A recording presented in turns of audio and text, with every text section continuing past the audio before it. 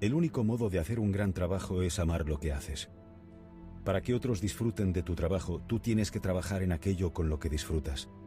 Es muy complicado tener un desempeño 10 cuando no te sientes identificado con lo que haces, cuando solo cubres el expediente para salir del paso. Ante todo, sé honesto contigo mismo e identifica aquello con lo que más gozas. Pon tu empeño en ello. Te lo pasarás bien, el resto se beneficiará de tu buen hacer, ganarás más y sobre todo serás más feliz.